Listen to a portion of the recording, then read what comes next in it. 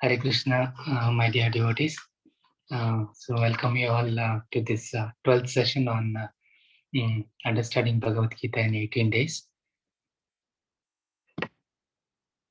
So today we'll be reading from an important chapter which is entitled Devotional Service, and it is the last chapter of Bhakti Yoga portion of Bhagavad Gita. So before starting, let me pray to my spiritual master, Srila Prabhupada. Am I audible clearly? Hare Krishna.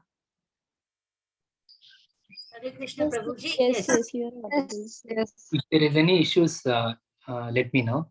My number is chat box. You can either message or call on WhatsApp. Okay. Okay, Prabhuji. Hare Krishna, Prabhuji. Sorry to interrupt. Yes. Can I introduce translator Prabhuji? Yeah. Yes, Prabhuji. 1 minute. Hare Krishna. Our reciter was Devika Mataji. We have introduced her earlier. Today's translator was Mohini Mataji. She lives in Uttar Pradesh. She completed her graduation first year. She's a student.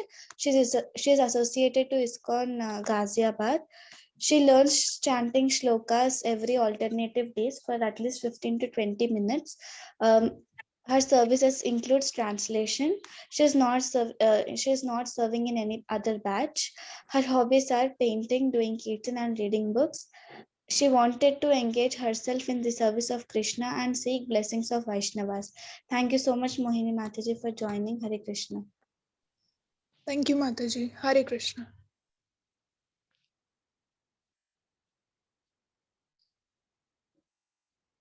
Okay. Done. Yes, Prabhuji.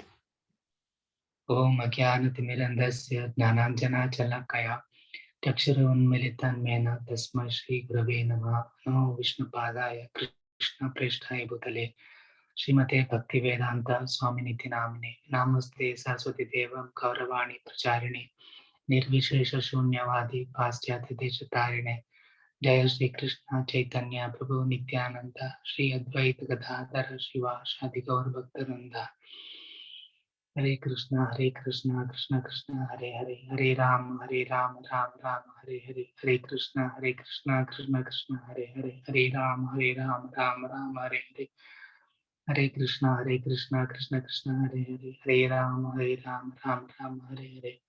Mukam karoti vachalam pangam langayate girim yat kripatadam vande Shri Guroti Natarinam. Vancha kalpatarabhyasya kripa sindhubhyeyo cha patitanam pavanebhyo vaishnavibhyo namo namaha.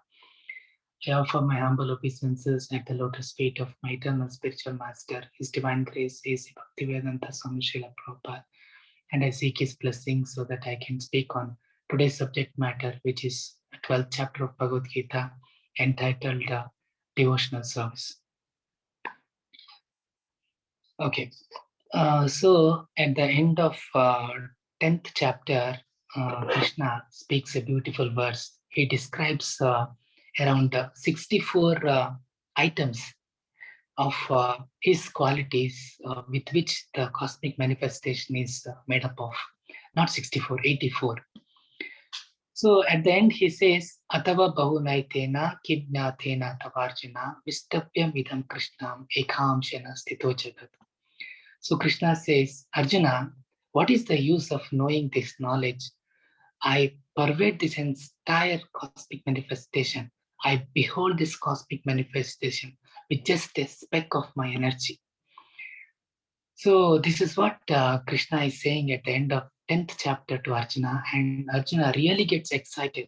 How with just a fraction of energy, Krishna is pervading and maintaining this cosmic manifestation. So in the 11th chapter, Arjuna requests Krishna to show his form, that how he has pervaded this cosmic manifestation. So Krishna manifests that form, which we have studied yesterday, universal form. He manifests unlimited faces, unlimited hands, unlimited universes, unlimited demigods within his body in the material universal form. So, so that is the 11th chapter. That's the universal form. So this form, Krishna shows to Arjuna, saying that in this form, he is pervading this cosmic manifestation. So this universal form of Krishna has at least two significances. One is that this universal form is a material form. It has no eternal existence, right? So it is manifested by Krishna to manifest this material world. Just like Krishna has its eternal existence in Golaka Vrindavana. Lord Rama has its eternal existence in Ayodhya, and unlimited Vishnus and Narayanas, they have eternal existences in Vaikunta. Lord Narasimha has an eternal existence. But whereas this material form of Krishna, in that sense, has no eternal existence in an eternal universe. Right? That's one thing. And second point is this is a material form for the contemplation of neophytes. Neophytes means, or you see, devotees, those who are not yet ready for the worship of personal form of the Lord. So that is the significance of this universal form. But then Arjuna sees this form and says he's an elevated devotee. He is a devotee who has one of the chief item of relationship with Krishna. There are five chief relations with Krishna, and Arjuna is in that category. So he says, "No, Krishna, I don't like your material form. Show me your four-handed Narayana form." So Krishna shows his four-handed Narayana form, and then finally he becomes his original Dvibhuja Muralidhara form. Like that is towards the end of 11th chapter. So from this we can understand that original form of Krishna is super most perfect form, and it is the form from which every other form is derived. So this is also corroborated in the prayers of Lord Brahma, where he says, Ishvara Parama Krishna. Everybody is a Ishvara. Ishvara means controlling. Like I'm in control of little bit of my life, my family members, my profession, right? But I'm not a Parama Ishvara, right? So above me, my HOD is there. Above that, director is there. Above that, you see, director general is there. So like that, it goes on and on. And finally, the supermost controller is Krishna. So Ishvara, Parama Krishna. I am a Ishvara, small Ishvara, but Krishna is Parama Ishvara. So Ishvara, Parama Krishna. And how is his form? Its form is Satchit Ananda Vigraha. Okay, so my form is made up of skin, bone, blood, bone marrow, bone, urine, whatever. This is within this bag of skin. So many items are there. 7 items are there. So whereas Krishna's form is made up of Sat, Chit, and Ananda. Ishvara, Parama Krishna, Satchidananda Vigraha, Anadi Radhir Govinda. He doesn't have a beginning. He doesn't have an end. Anadi Radhir Govinda, Sarva Karana Karanam, and he is the cause of all causes. Right. So that was the conclusion of 11th chapter. That Krishna has got a form, and Krishna, that form is the supreme personality of Godhead, and every other form is derived from that form. Right. So when this is understood in the previous chapter, then Arjuna comes up with a question, because that not all of us will not worship that personal form of Krishna. There are some who are who are meditating on the impersonal aspect of Krishna. So that's exactly the same question Arjuna is asking in the beginning of 12th chapter. So this 12th chapter begins with Arjuna's question. Let me share my screen.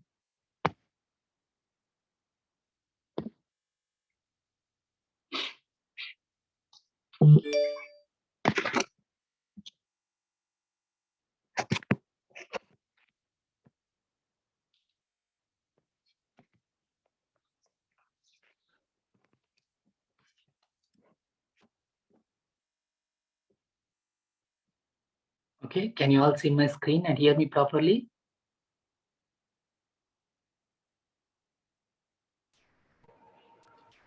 Yes, Prabhuji. Yes, Prabhuji.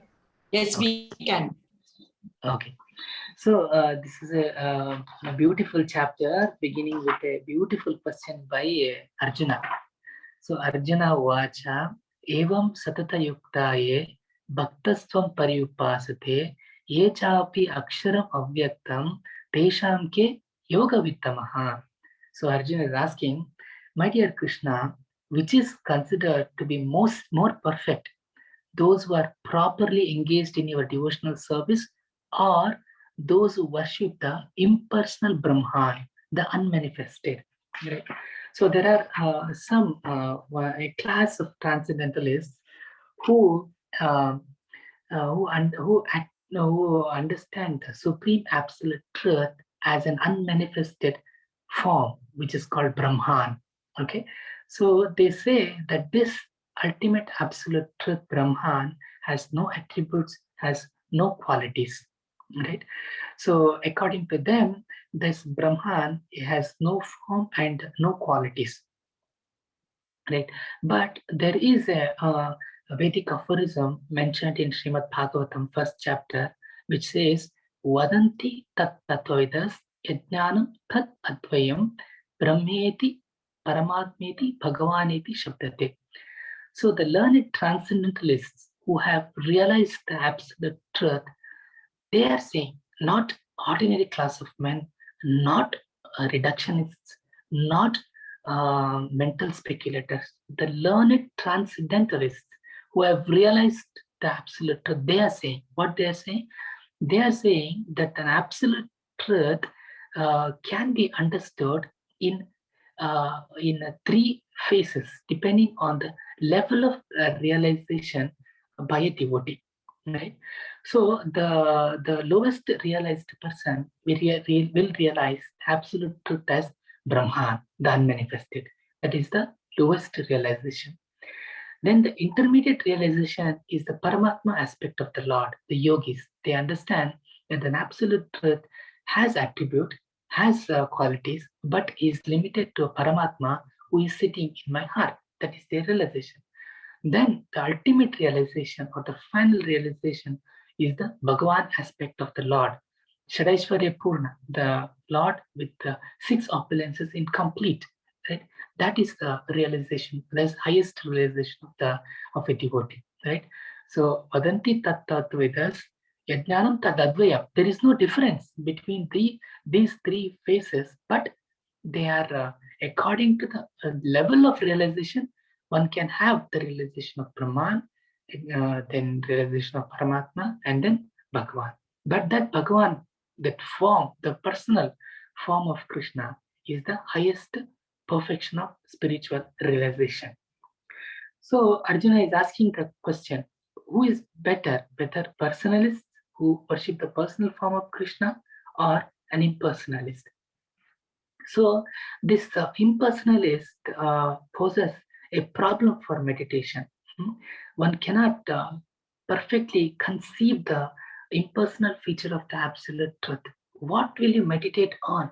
Right? If you in the beginning you make a condition that the absolute truth has no qualities, has no attributes, then what is there left for meditation? Right?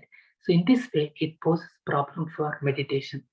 And the second point is that the impersonalists, they want to escape from the active service of Krishna. So if I say that Krishna has a personal form, then I have to serve him. So therefore, let me say that he is the unmanifested Brahman form, and let me escape from that service. So this impersonalism is a kind of escapism from the active service to the Lord, and therefore they are termed as, they are called offenders to Krishna. So this is the exact reason why the Vaishnavas, the bona fide acharyas, the time and again, they are stressing on the personal aspect of the Lord.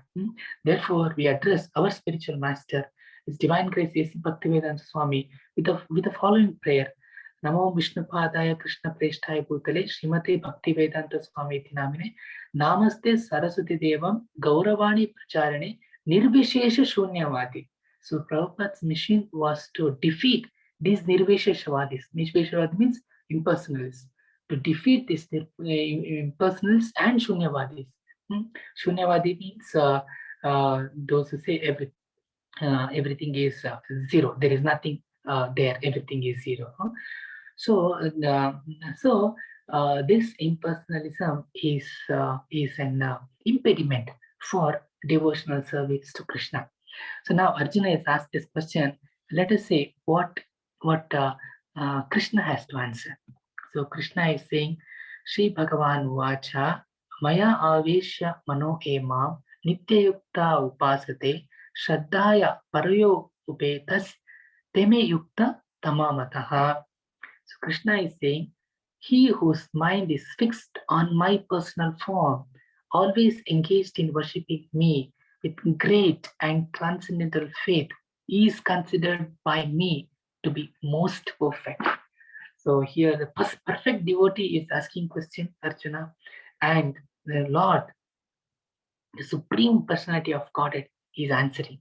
He is saying that those who have fixed their minds on my personal form, or those who worship me or serve me in my personal form with great and transcendental faith, they are considered perfect by Krishna. Right? So when Krishna's opinion is given, every other opinion by anybody is puny and insignificant. Very clear question and very clear answer by Krishna. So then Krishna doesn't stop there. He says, next verse, he says, but those who fully worship the unmanifested, that which lies beyond the perception of senses, the all-pervading, inconceivable, fixed and immovable, impersonal conception of absolute truth, by controlling various senses and being equally disposed to everyone, such persons engaged in the welfare of all at last achieve me. Right? So Krishna is saying, even the impersonalists, they achieve me at last. You see, it is taking very long time. Right? So he comes to full knowledge after many births. Right? That Krishna also said in 7th chapter, Bahunam Janmanamante Jnanavan Mam Prapadyati. They take life after life, birth after birth.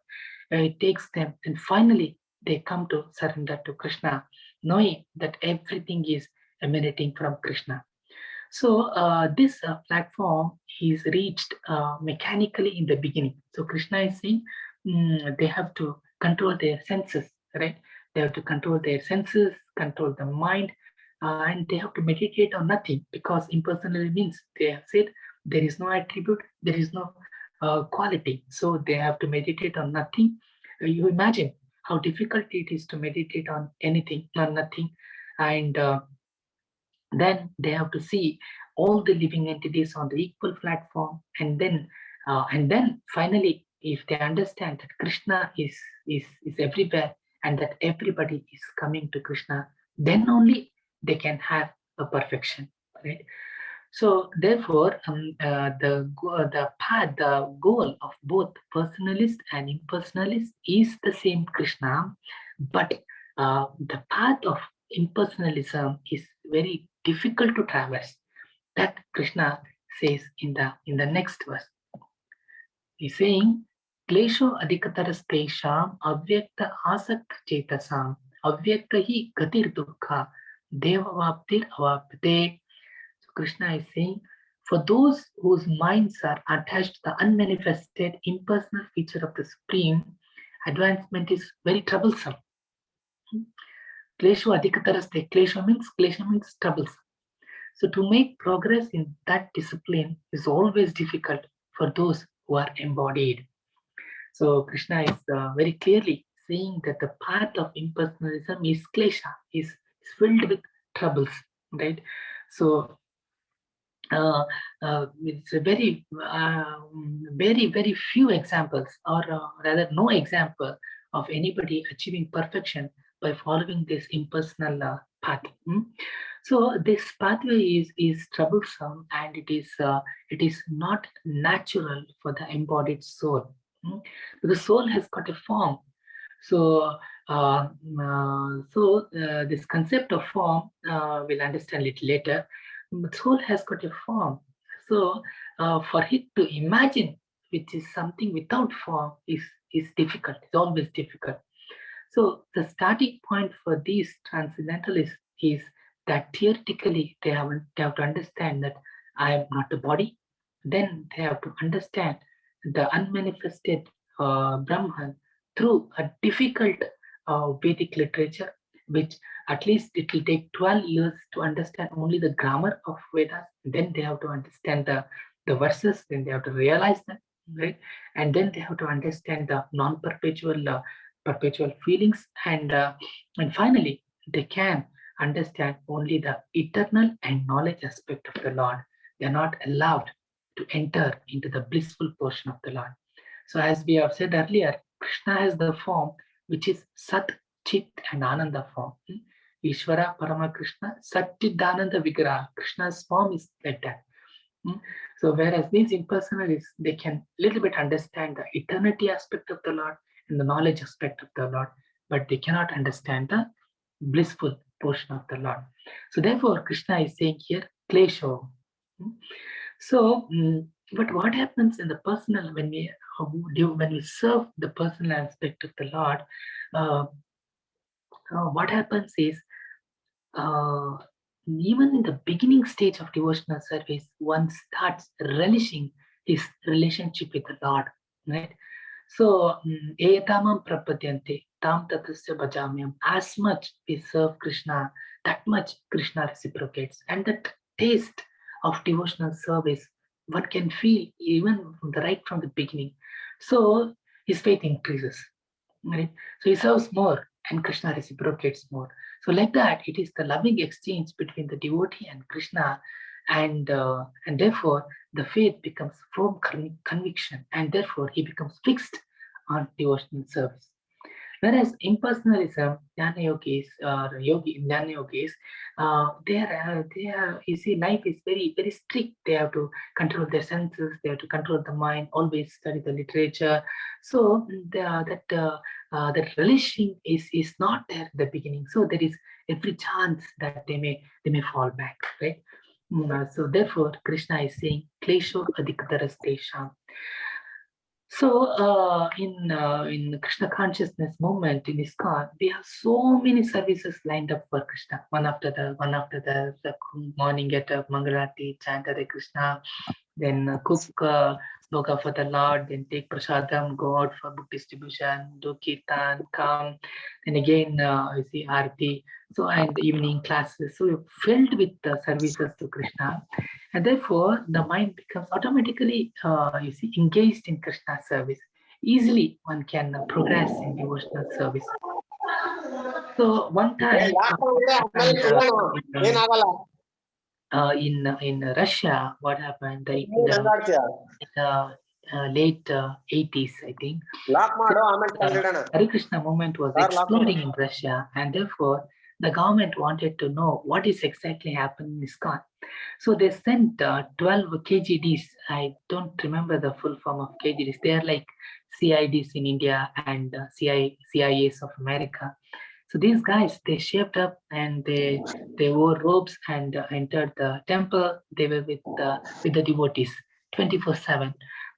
So gradually, they followed all the paths followed by the devotees. They got up for Mangalarti, chanted rounds, then took prasadam, everything. They were like devotees.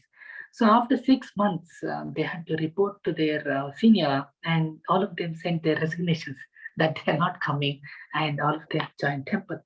So the bhakti yoga is so easy, and service to the personal form of Krishna is so easy and so relishing, yet it gives the ultimate and the sublime result.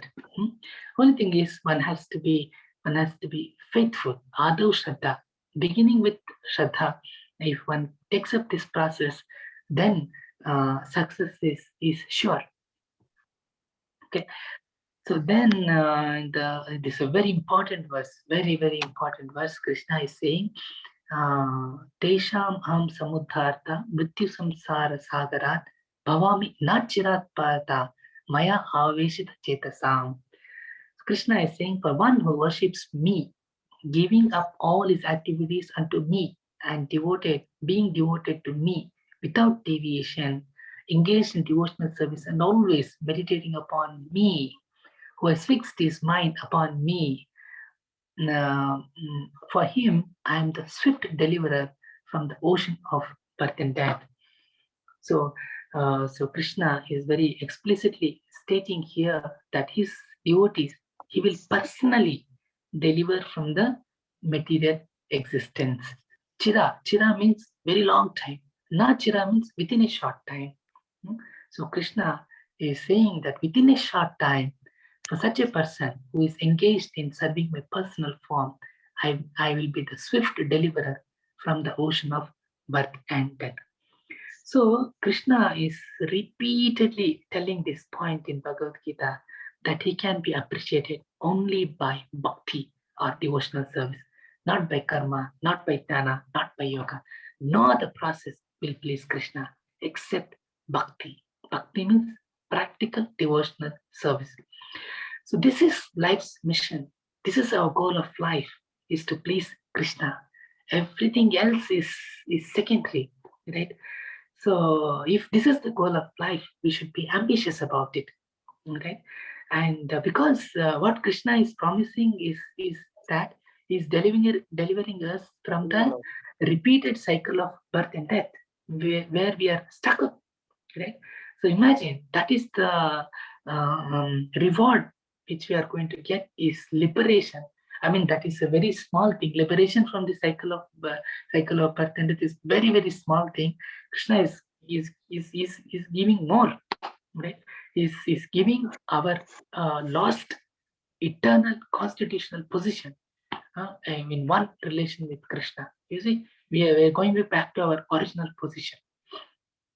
So in Varaha Purana also, this is corroborated that one need not depend on the yogic process to transfer himself to Krishna's planet.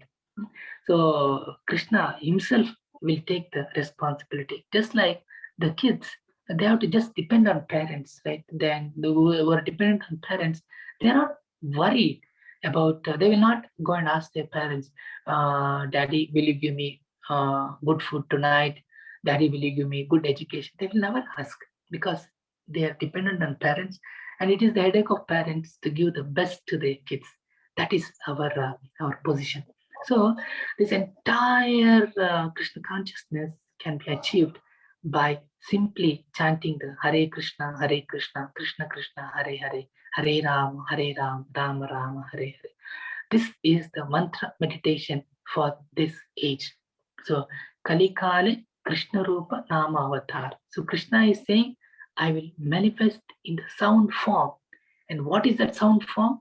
That is Hare Krishna, Krishna Krishna, Hare Hare, Hare Ram, Rama Rama, Hare Hare. Of course, this is a spiritual sound, but I am vibrating with a material tongue. So I can only vibrate a mantra which is similar to this Hare Krishna mantra. It looks similar, but it is materially tongue. With material tongue, I am vibrating. Krishna says, doesn't matter. I will descend to that name, that mantra you are chanting. So I am chanting Hare Krishna, Krishna Krishna, Hare Hare, Hare Ram, Rama Rama, Hare Hare. So Krishna will descend to that form, that's in the sound form. Right? Just like Archa Vigraha is there in the temple, so Krishna is taken that Krishna's Sachidananda form, it goes into that material element with which that Vigraha, his form is made. So similarly, that Sachidananda form of Krishna enters its sound form, which I am manifesting on my tongue, right? So I can manifest Krishna on my tongue, and I'm carefully listening to that sound vibration of Krishna. So when I listen to that vibration of Krishna through the conduit of attention, Krishna enters the heart. This is absolutely important. I'm chanting, but if I am not hearing the sound of Krishna, then result is very slow. but I'm chanting that mantra and hearing with full attention. That attention forms a conduit through which Krishna can enter into the heart. So when Krishna enters the heart, then there is a transformation of the soul. The soul can remember its relation with Krishna, right? It can revive its memory of Krishna, right? So it is not that one has totally disconnected from the relation with Krishna. No, the soul is forgotten. It is in the deep slumber, very deep sleep, and is dreaming this material existence. So it has to be awakened. So just like the person is sleeping, and he can be awakened by somebody is calling, the phone is ringing, the alarm happens, so he can be awakened by the sound. So similarly, the soul which is in the deep slumber requires another kind of sound to be awakened, and that is this Hare Krishna, Krishna Krishna, Hare Hare, Hare Rama, Rama Rama, Hare Hare. So just to be very distinctly chanted and very, very carefully heard. Right? So entire bhakti yoga process is hearing. Right? So I vibrate this chant mantra on my tongue, and I hear with my ears. That's all. It begins from the tongue and ends in the ear. So this is the first portion of this chapter. This chapter, Krishna is divided into three portions. The first portion, Krishna establishing the personal form of Krishna is greater. Then in the second portion, Krishna gives options to choose from the levels of devotional service. And in the last portion, third portion, Krishna enumerates the qualities of a person who is serving the personal aspect of the Lord. Or in other words, he is enumerating the qualities of a devotee. So the second portion, Krishna says, okay, Maya eva mana adatsva mai buddhim niveshaya nivashyasasi maya eva atahurdva na samshayaha. So Krishna is saying, just fix your mind upon me, the Supreme Personality of Godhead, and engage all your intelligence in me. Thus you will live in me always without a doubt. Right? So this is called Ananya Bhakti, means the spontaneous loving service to Krishna. So this level of bhakti is exhibited by exalted devotees, uh, uh, and also the bona fide spiritual masters, right? Like Srila Prabhupada. So they are in this platform. They're spontaneously attracted to Krishna, and they live in direct relationship with Krishna. So their position is always transcendental. It's 24/7. They're engaged in Krishna's service. So, example, you can see Prabhupada's life. Right? Prabhupada used to retire bed around 10 p.m. in the night, then get up by 12 midnight, right? 12 midnight, and then translate and comment upon the Vedic literatures, Bhagavad Gita, Srimad Bhagavatam, Chaitanya Charitamrita. So this would go up to 5 o'clock in the morning.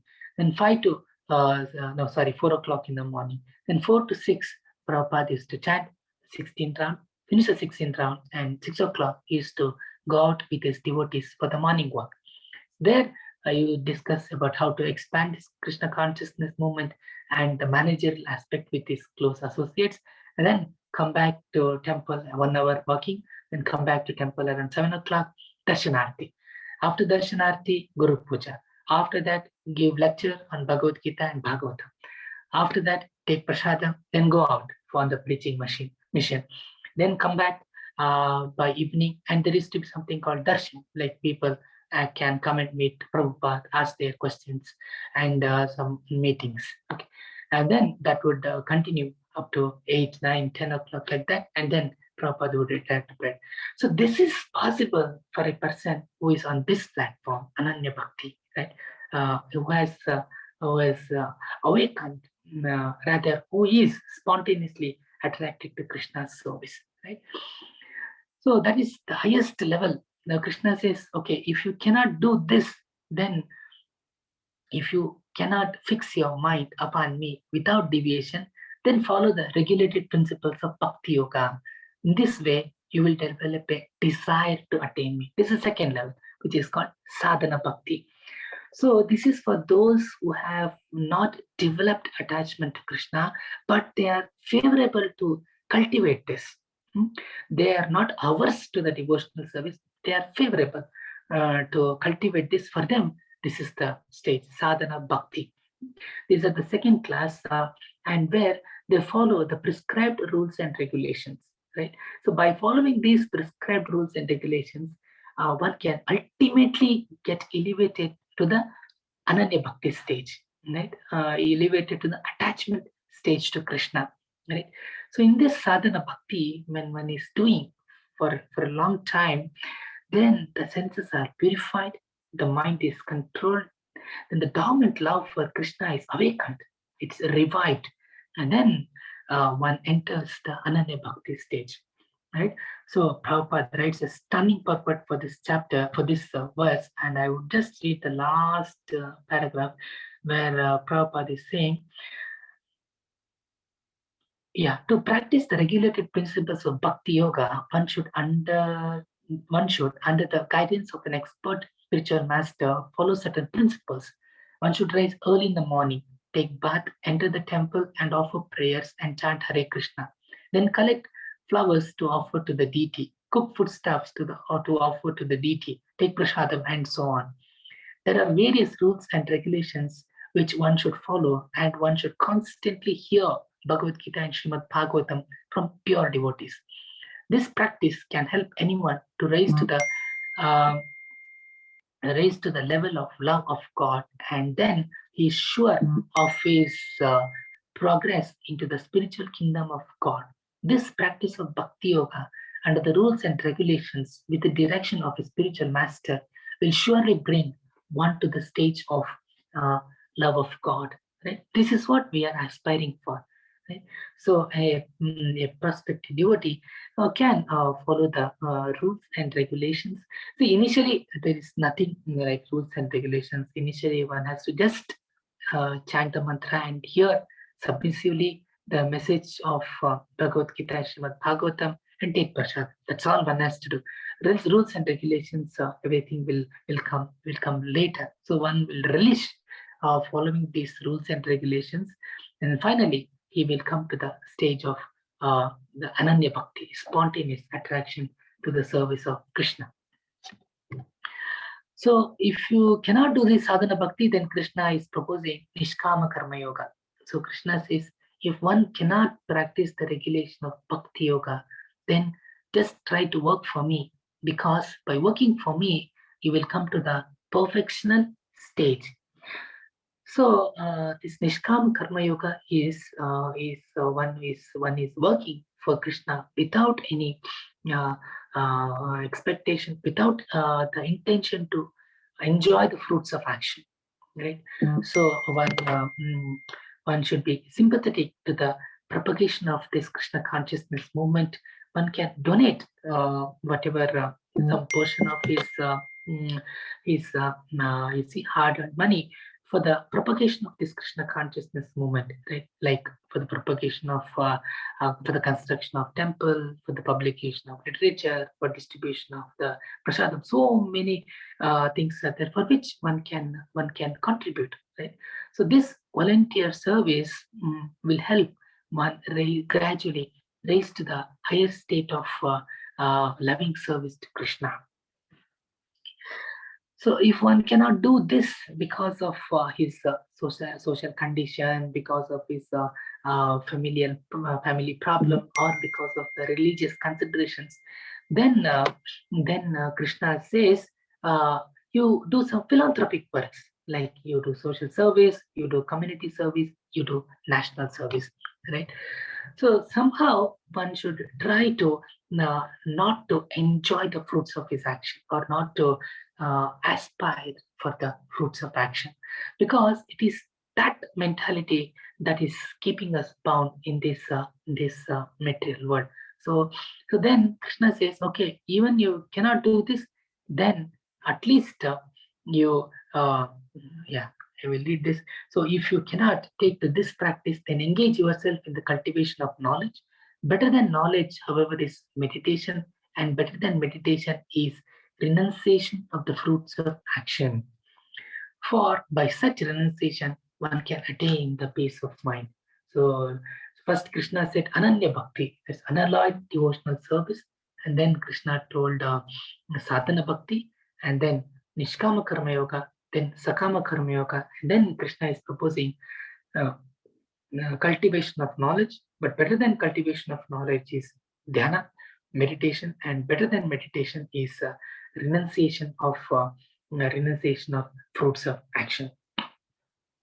So these are the levels of devotional service that Krishna is proposing.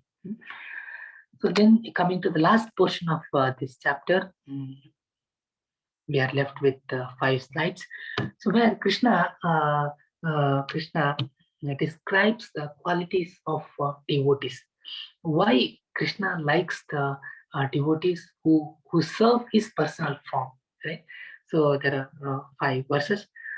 So in this verse, Krishna is saying, one who is not envious, but who is a kind friend of all living entities, who does not think himself a proprietor, who is free from false ego and equal both in happiness and distress, who is always satisfied and engaged in devotional service with determination, and whose mind and intelligence are in agreement with me, is very dear to me. So, Krishna. So here is telling the devotee's qualities. So devotee is not disturbed by the adverse events of his life. Right? So he thinks whatever happens, it's because of his own prarabdha karma in the past. And if Krishna wants, he can indemnify those karmic reactions, or if Krishna wants, he can keep those karmic reactions. So he is dependent on Krishna completely. So he thinks that it is better to suffer rather than to protest. Right? So my sufferings must be more, but by Krishna's mercy, it is reduced. So such is the mentality of a devotee, and he becomes so humble and meek in service to Krishna, and this is what makes him qualify to enter the abode of Lord Krishna. So the abode of Krishna is for the persons who are humble and meek in the service of Krishna. So Krishna is using some of the words nirmama. Nirmama meaning the devotee is out of the bodily concept of life, and therefore is equiposed in both happiness and distress. A devotee is always joyful because he is not ambitious in his materialistic life. He knows because of his karma and Krishna's supervision, whatever he has to get, he will get it. So therefore, he is satisfied with whatever comes on his own accord by Krishna's mercy. He doesn't endeavor with great difficulty, right?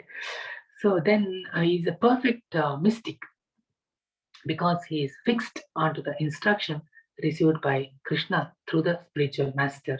And this devotee is also determined because his senses are controlled. This is a very secret formula, how to control the senses.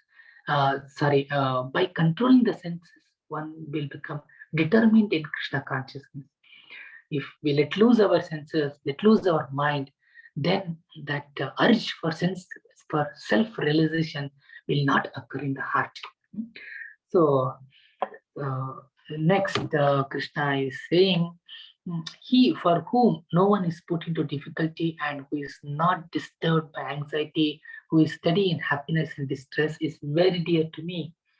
So a few more devotees qualification Krishna is describing. So people generally feel happy when the senses are gratified. It is only sensual pleasure, right? In this material world, either we have sensual pleasure or we have relational pleasures, right? Both will end. So if I contemplate on eating a gulab jamun, there is a sensual pleasure aroused in me, right? Much before I eat the gulab jamun, then the act of going to the place and eating it, it will, and after some time, this pleasure goes away. Right? So the relational pleasure also is like that. They find pleasure in new relation, but after some time, it also fades away. So this is material pleasure, but devotee has experienced happiness with Krishna. So we have to carefully distinguish what is happiness and what is pleasure, what is sensual pleasure.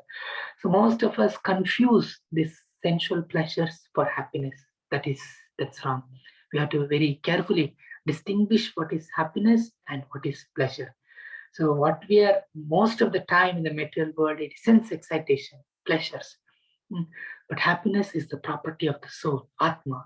And the Atma is happy only when it is in contact with its whole, Krishna. So nothing in the material world is able to satisfy soul because they are, by nature, they are ontologically different. One is dull matter, other one is Satchidananda, part and parcel of Krishna. How the Satchidananda, part and parcel of Krishna, can enjoy the dull matter? It is not possible. So Krishna is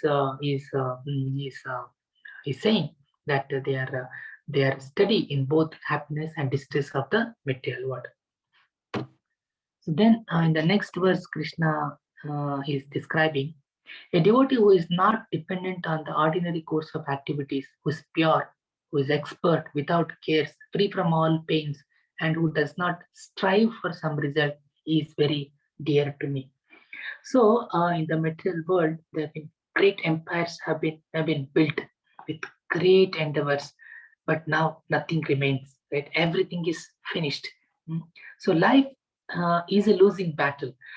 You should not think that it's a pessimistic statement. It's a realistic statement, right? So everything is ended the moment we leave this material world. So we must work, but we must not be industrious, because when we work hard for the temporary achievements of this material life, our whole energy is sapped, and at the end of the day, nothing is left for the real activity. So not being materially ambitious will allow to focus us on the real aspect of life. So then Krishna says, one who neither grasps pleasure or grief, who neither laments nor desires, and who renounces both auspicious and inauspicious things, is very dear to me. So the devotee is out of the bodily concept. So therefore, he is transcendental to both auspicious and inauspicious results of this material world. Then Krishna says, one who is equal to friends and enemies, who is equiposed in both honor and dishonor, heat and cold, happiness and distress, fame and infamy, who is always free from contamination, always silent and satisfied with anything, who does not care for any residence, who is fixed in knowledge and engaged in devotional service, is very dear to me. So few more qualities Krishna is saying here. And then Krishna concludes by saying this verse, he who follows this imperishable path of devotional service. Which imperishable path? The personal service to Krishna, not the impersonalism, personal form. He who follows this impersonal path of devotional service and who completely engages himself with faith, making me the ultimate goal of life, is very, very dear to me. Bhaktaste ativa me priya, mat parama bhaktaste ativa me priya. So Krishna is saying, one who makes me the ultimate goal of life is very, very dear to me. So this chapter began with Arjuna asking question, who is better, personalist or impersonalist? And Krishna is so explicitly answered that question that there is no doubt that devotional service to the Supreme Personality of Godhead Krishna is the best of all process of spiritual realization. So this the beginning path is the good association. Adu Shraddha, with faith, one associates with the devotees, and then one develops attachment and accepts spiritual master. From him, one begins the process of hearing and chanting, follows the regulatory principles, and the faith becomes conviction, and then it turns to be attachment to Krishna. So one need not bother about the material requirement. That Krishna will take care. Automatically, Krishna will supply. Yogakshema Mahamyam. Krishna is told that whatever the devotee lacks, I supply, and whatever devotee has, I preserve. So just like a legitimate son automatically inherits the property of his father, so similarly, a devotee will get everything from Krishna without asking for. That is the power of devotional service. Right. So one is not performing this devotional service for some material well-being. Even if one performs, that's all right. But that is not the standard. The standard is Krishna. I am your part and parcel, and my existence. So my existence is for giving pleasure to you. If one is, that is the highest understanding of the self, right? So my body is very lowest understanding. I'm this body is the lowest understanding, this animalistic understanding. Then I'm not this body. I'm the soul. That is like impersonalism, right? But when we identify a constitutional position as a part and parcel of Krishna, and my existence is for Krishna's pleasure, that is the highest spiritual understanding of myself. So that's about the chapter. So just to revise, in the first portion of this chapter, Arjuna is asking who is better, personalist or impersonalist. So Krishna is saying personalist, the form. So the form. So I want to talk a few words on the few things on the form. What is this form? Generally, we have an understanding that the form means substance or the shape, right? So in the first time you may not understand, but just if you can hear, that's all right. So suppose there is a table in front of me, right? How do we say, oh, this particular substance, object, or this particular substance in this shape is a table, right? That is a matter of very scientific understanding. There are thousands and thousands of textbooks and papers written on this scientific terminology. What is form, right? Suppose I have a table which is made up of wood, right? I will call it as a table. Then another, let's take glass and I make a table and I say, I don't call it a glass, I will call it still a table, right? So another things made up of steel in the table, I will call it as table. I will not call it as a steel, right? So in front of me, there are three substances and objects for which I still call the terminology table. So the word table is not that substance, right? So the substance has the physical characteristics of a table, and therefore I am calling that substance as table. So these two things are different, right? And therefore the table is not that substance, it's a broader concept, right? So that is the form of that substance, right? So we should not say, okay, this table, this object, this substance is the table. No, this table is a broader idea. It's a concept of that substance, and that table is the form of that object, right?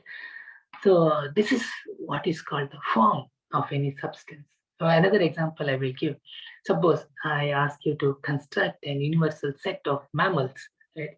So so you will take man, human being, then you see cat, dog, horse, cows.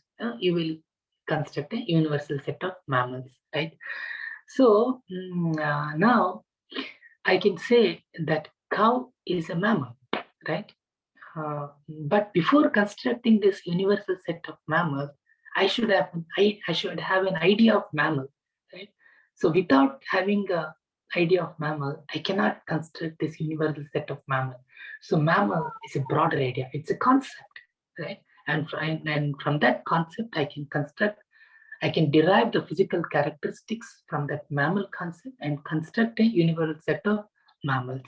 So then I can say that cow is a mammal. right? So that the physical characteristics of cow is derived from this concept mammal. So therefore, that mammal becomes the form of that cow. I can say that mammal is a cow. Cow is a mammal, but I cannot say mammal is a cow, right? Because the mammal, apart from cows, it has so many other things. So it's a broader terminology. So like that, this form is a concept, right? And it is derived from a higher idea. Mm. So whereas the substance is lower and form is higher. So everything in existence has got a form. Mm. So you can, air, I cannot see what's the form of air. Air has got a form. Uh, so mm, what I'm saying is that everything in existence has got a form because everything from which it has everything deriving from the physical characteristics, that ultimate broader idea has got a form. And that ultimate form is Krishna. Right? So from Krishna, everything in existence is deriving the form. So everything in existence in our experience, beyond our experience, has got a form. So why not Krishna? The producer of every form has got a form, right? So I have got a form, my father has got a form, his father has got a form, his father has got a form. So the Supreme Father, why are we denying the form for the Supreme Father, right? So Krishna has got a Satchidananda form, right? So that Krishna establishes in the first portion of this chapter, and in the second portion, Krishna says it describes the levels of devotional service. So depending on my understanding, on my commitment, I can choose to do one, but always one should be progressive, not be happy with whatever state of existence he is in. And in the last portion, Krishna describes the qualities of devotees, what makes them dear to Krishna. Right? So with this, we complete this chapter, and just one more thing I just want to say. In just 2 minutes, I will take. Mm, mm.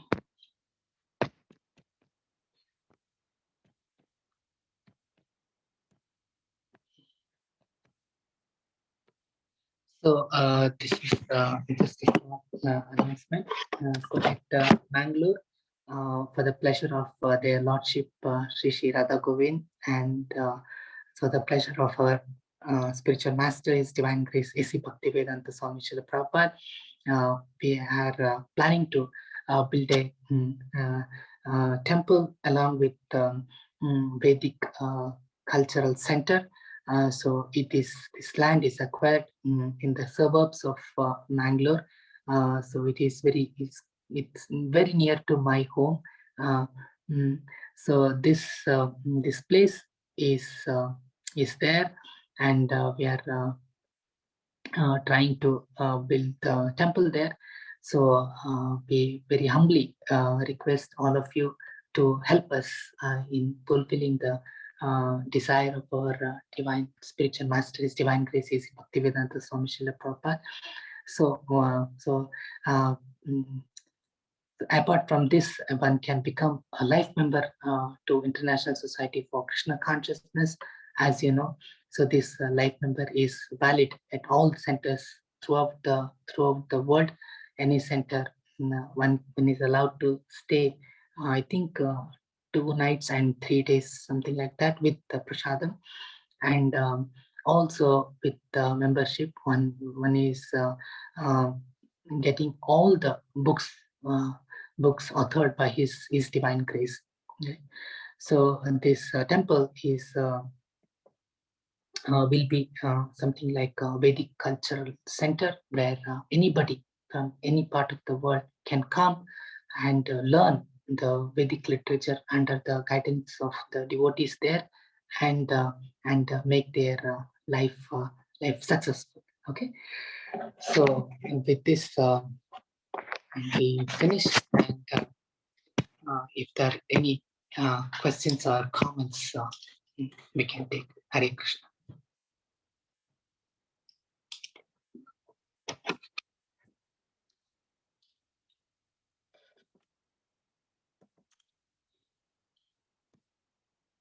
Anybody has any questions, comments?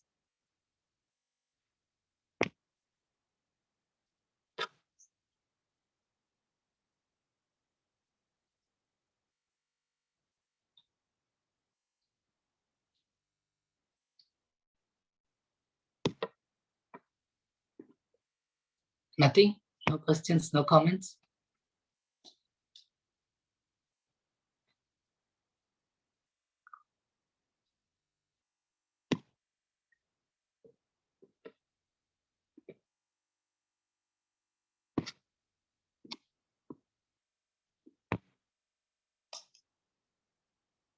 So how many of you are convinced of this philosophy?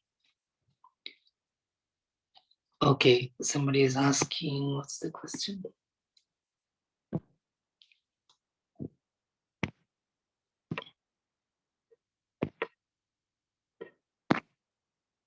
Definition of sadhana bhakti, please. Who is impersonalist Brahman? Definition of sadhana bhakti. So impersonalism, I have told you, it is propounded by Sripad Shankaracharya. So his philosophy was Advaita philosophy. So in this, he proposes that an absolute truth, the ultimate absolute truth is without any attribute and without any qualities. That means he doesn't have form, he doesn't have feelings, he doesn't have emotions. So he's formless, he's emotionless, he's without any attributes, right? So that's the concept of absolute truth in Advaitavad. Okay. So in this philosophy, there are so many questions that are unanswered. So any philosophy should explain the relation between the absolute truth, the living entities, and the material nature. Right. So in this philosophy, we see that the absolute truth is, they're saying everything is the same. The absolute truth, the living entity, and material nature, everything is the same. They are saying. So then they are not able to describe how the conditioned soul, the living entity, comes under the subjugation of this material nature. They're not able to explain. And then how the living entity, and then they say after this death, the living entity merges into the absolute truth. What is that process? Gatakos, Potakos. They give the example that the sky is within the pot and sky is outside the pot. So when the pot is broken, that the body is disintegrated, then the sky within the pot becomes merged in the sky outside the pot. That they give the example. But that philosophy has faults. There's not explaining why the absolute truth comes under subjugation of material nature. Right. So so in simple words, impersonalism means one who is not worshipping the form of Krishna. One is worshipping only the absolute truth in its energy form. That is the impersonal Brahman. Okay, have I answered that question? Who has asked that? Hare Krishna.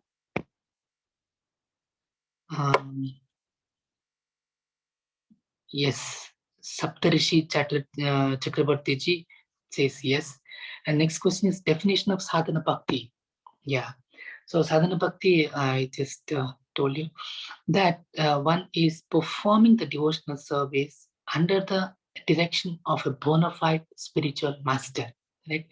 I am interested to do the devotional service, but I have not yet awakened my spontaneous attachment to Krishna. But I am interested to awaken that. That is the stage of sadhana bhakti, and to awaken this, I voluntarily undergo this. I do this devotional service with which is according to the prescribed rules and regulations. That is the sadhana bhakti.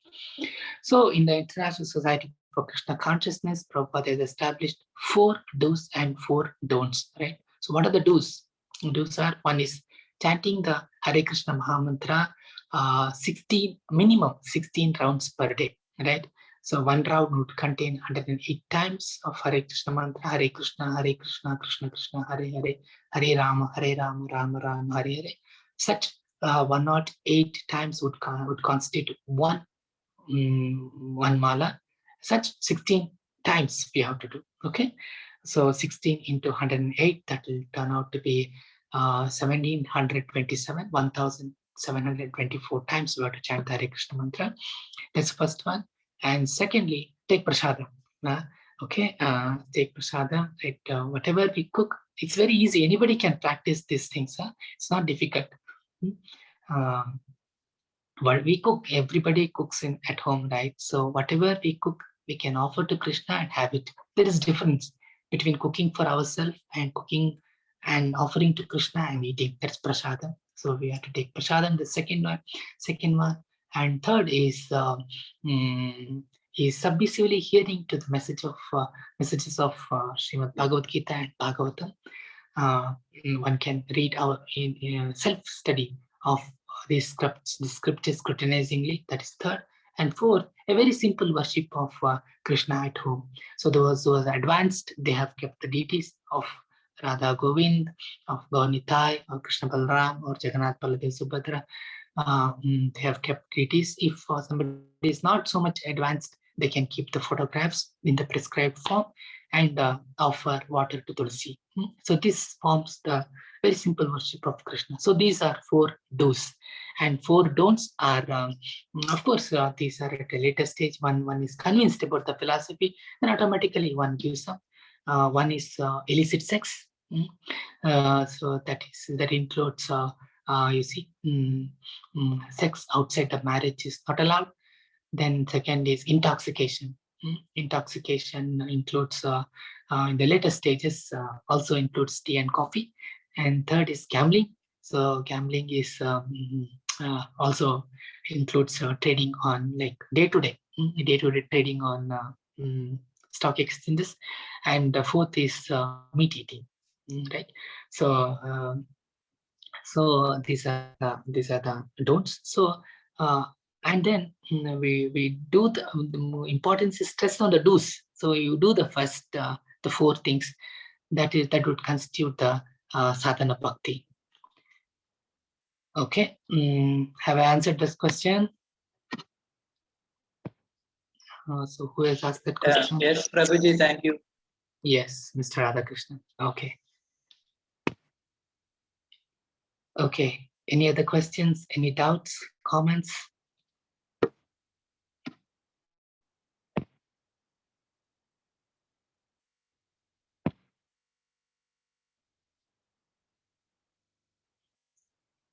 So far, how many of you are convinced with this philosophy, Krishna consciousness philosophy?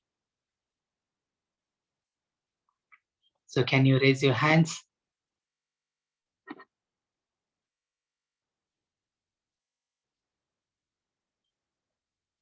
Okay. Only one person is convinced? 1, 2.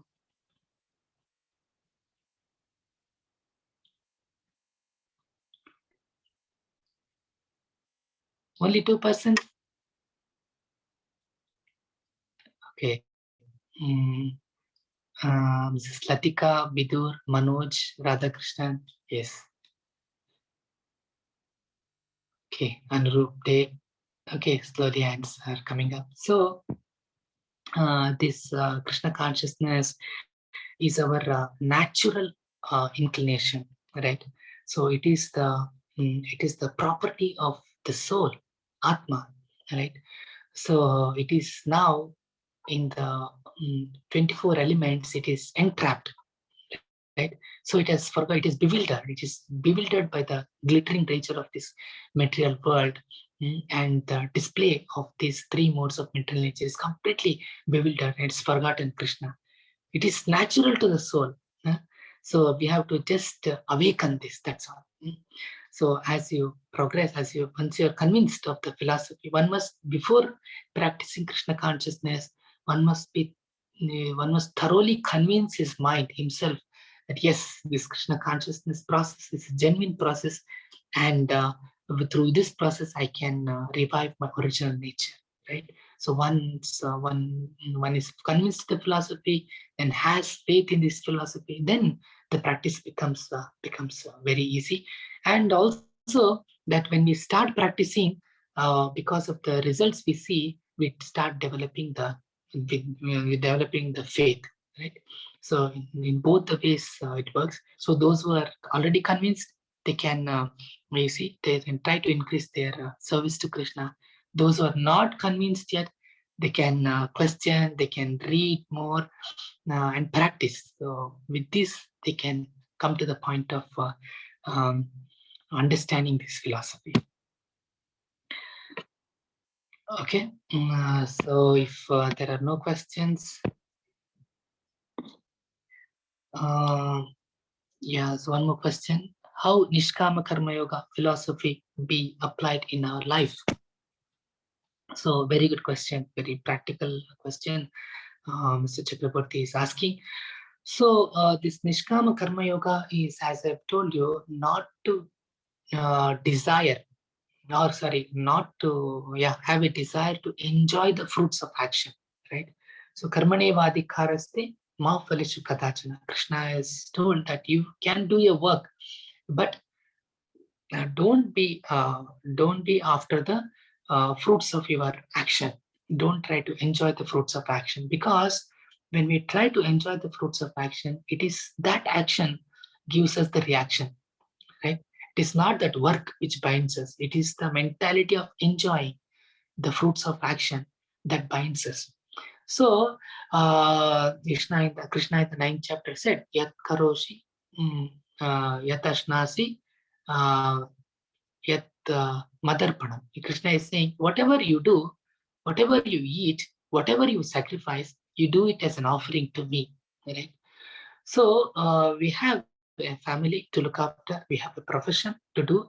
So whatever profession I do as an offering to Krishna, in the sense that I see myself as being placed in that position by Krishna. Krishna has prescribed a duty to me. Let me do this honestly, diligently, and whatever fruits of action I get, some portion I offer to Krishna. That is Nishkam Karma Yoga. With full, I'm not trying to enjoy with full fruits of action. I'm trying to offer according to my capacity, whatever portion is possible, I'm offering to Krishna. That is Nishkama Karma Yoga. Okay, so just like I give an example, somebody asked me in uh, to a couple of months back, I'm driving to my workplace. How I can offer my driving to Krishna? Very nice question, person asked. So I told him, so while driving, instead of listening to FM, he can listen to Kirtan and he can listen to Prabhupada's work, Prabhupada's lectures, right? So in that way, you are hearing to the transcendental messages from a pure devotee Prabhupada. So that driving becomes a devotional service. And also, you are driving and going to the place of work, and the fruits of action, you're sacrificing to Krishna, and therefore the driving becomes a devotional service. So apparently everything looks in this material world looks like, you see, it is for my sake, for others are doing for my sake, but everything can be connected to Krishna, right? So that that knowledge will descend to us when we start accepting this process of Krishna consciousness. Okay, so then I have a reading habit. Instead of reading too much about the newspaper, I can read Srimad Bhagavatam, Bhagavad Gita. Okay? Instead of cooking myself and eating, I can offer to Krishna and eat. Right? So in this way, whatever profession I am, I can continue. Whatever social status I have, I can continue. But still with Krishna as the center. Okay, so that is the in that way one can do the Nishkama Karma Yoga. So am I answering your question, Prabhuji? Oh yes. So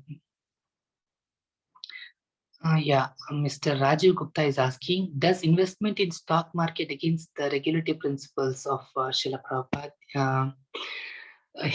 It's a difficult question for me to answer. So yes, that day-to-day trading on the stock exchange, yes, it is like a gambling, right? You're always on the system, you're seeing what is market is up or down and trading. That is, yes, it is against the principle laid out by Srila Prabhupada. So if somebody is investing for a long term, like not after it, every day seeing whether it's up or down, then long term is allowed for a devotee for the family security purpose, but not mm, not intraday. No, that is against the principle. Okay. So Mr. Rajiv, is it okay? Prabhupada is saying no, that intraday is not allowed.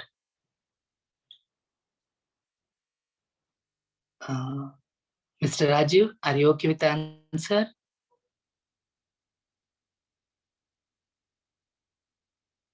Yeah, thank you very much. Thanks. Thank you. Hare Krishna. Hare- Then, yeah, Pini is asking, Hare Krishna Prabhuji, similar to Lord Krishna, other religious leaders also have preached the same. How can I find the right one? Oh, this is a beautiful question. So, no, this Krishna consciousness is an unique process, right? So every other, as I've seen many like mutts or religious process, they say that you can do everything. Everything is the same, right? And you can achieve perfection with everything. That is, but whereas Prabhupada says, no, the devotional service to Krishna is the perfect. So this Krishna consciousness movement is unique in this sense that it allows to be for you to be in your position, whatever you are, professionalist or a family man, no problem. But still, from that position, you can you can revive your original constitutional position.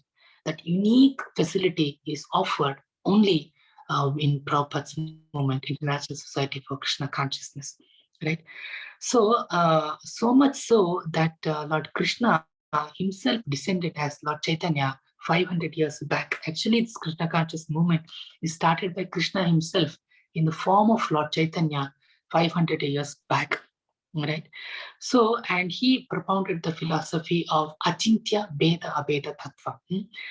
So, actually, Sripad Shankaracharya started Advaita philosophy, right? And then came Ramanujacharya's Vishishtadvaita philosophy, and then Madhvacharya's Dvaita philosophy, and then Nimbarka's Nimbarka's Advaita philosophy, right? So the four philosophy were prevalent in India, in the world. But then Krishna, in the form of Lord Chaitanya, he came and he gave the final philosophy, and that is Achintya Beda Tattva. Simultaneously, inconceivably one and different is our philosophy. And the International Society for Krishna Consciousness, the Prabhupada's philosophy, is based on this philosophy. And I don't see any other religious organization following this philosophy. Okay, so in that sense, that this is very unique. And as to who is the right, for that you have to experience. Palena parichayate. If somebody has cooked, so how you can know that it has come out well? You have to just eat it, right? So, so one thing is faith. Okay, this is a good chef and he has cooked well, so I will take it. That's faith. Otherwise, you have to taste it. So similarly, one can have trust in Prabhupada. See, some worldwide movement he has started, right? At the age of 71, he has traveled to America, established 108 temples, 10,000 full-time devotees. So 3,000 letters, 3 or 4,000 lectures. So like that, in the short span of 11 years, he's created magic. So one can look at that and just, okay, I have faith in Prabhupada and I can follow. But if no, then one can come to understanding the philosophy by reading the literature, what is authored by Prabhupada, and then you can compare with others, you can practice, and then by your own experience, one can come to the right conclusion. Okay, have I answered that question? Bini G? No, yeah, Bini G is asking that question. Have I answered your question?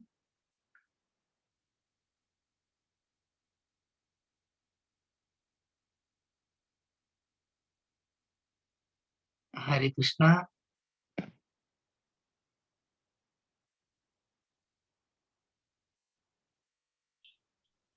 Yes, Prabhuji. Thank you so much.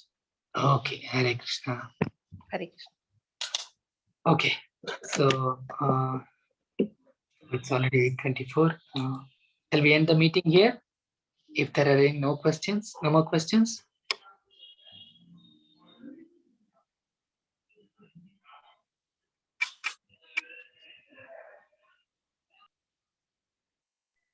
Okay, then we'll end here. Thanks for joining. So tomorrow you join for 13th chapter of understanding Bhagavad Gita. Thank you very much. Please chant Hare Krishna, and you can read from Srimad Bhagavad Gita as it is authored by Prabhupada. Okay, thank you very much. Hare Krishna. Hare Krishna. Hare Krishna. Hare Krishna. Hare Krishna, Prabhuji. Hare Krishna. Hare Krishna. Hare Krishna. Hare Krishna. Hare